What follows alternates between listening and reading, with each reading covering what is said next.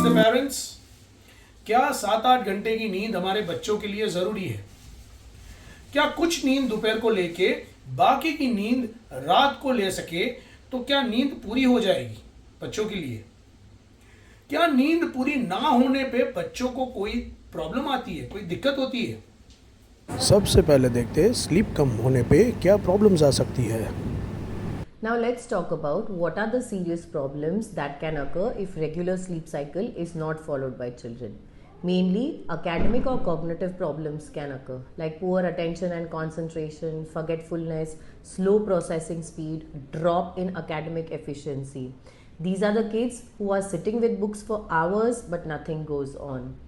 Behavioral issues like irritability, low frustration tolerance, then there can be emotional and mental health related impact as well, like increased anxiety, low mood, some physical symptoms like frequent headaches, frequent minor illnesses because there is reduced immunity if regular sleep cycle is not followed.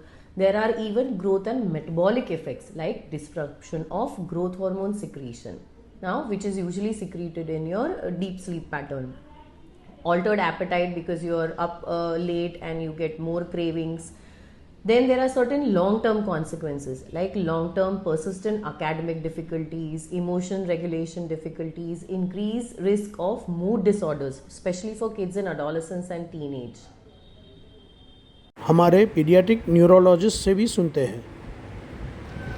તમારું બાળક જ્યારે ઊંઘ કરે છે ત્યારે તેનું brain silently કામ કરે છે, જેમ કે દિવસ દરમિયાન જે ખરાબ રસાયણો જમા થયેલા છે એનો નિકાલ કરે છે. બાળક દિવસ દરમિયાન જે શીખ્યું છે એને સ્ટ્રોંગ મેમરીમાં કન્વર્ટ કરે છે અને નવા રિવાયરિંગ ફેઝમાં બ્રેઇન કામ કરે છે. જો બાળકને ડીપ સ્લીપ નહીં મળે તો આ બધા જ કાર્ય ખોરવાઈ જશે અને બીજા દિવસે બાળક ચીડચીડ કરશે, ફર્ગેટફુલ ફીલ કરશે, ભણવામાં ધ્યાન નહીં આપી શકે. So protect your child's brain like you protect his study time. Sleep is your child's night school for the brain.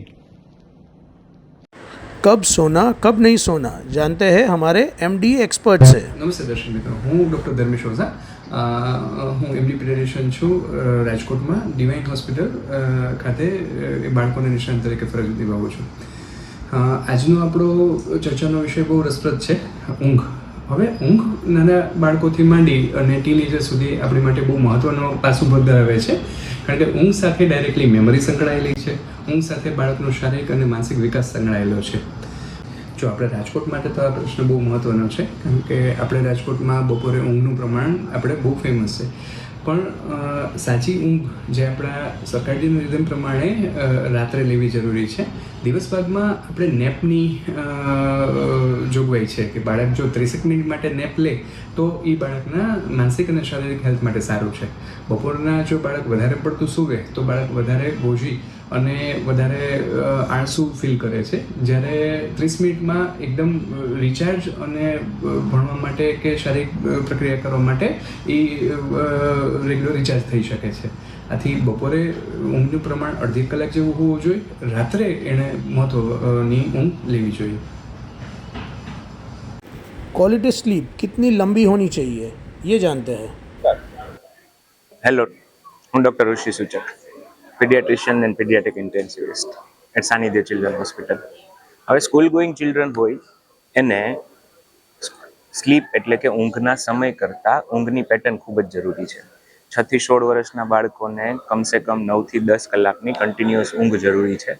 એટલે સ્કૂલેથી જ્યારે છોકરાઓ ઘરે આવે ત્યારે ફ્રેશ થઈ અને બપોરે 2 કલાક કે 3 કલાક સુવડાવવાના બદલે એમને રૂટીન એક્ટિવિટી કરાવો, આરામ કરવા દો.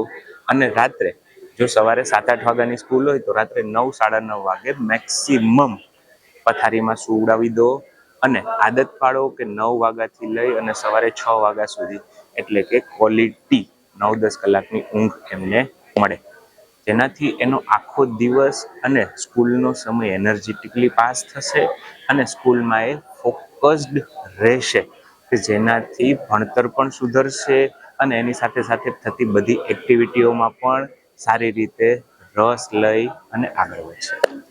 सो पेरेंट्स, हमने देखा कि किस तरीके से कितनी नींद हमें लेनी है, और ये दोपहर की नींद और ये रात की नींद दोनों का टोटल नहीं करना है, ठीक है। और कैसे बुरे प्रभाव से हम बचेंगे, कैसे पूरी नींद लेंगे।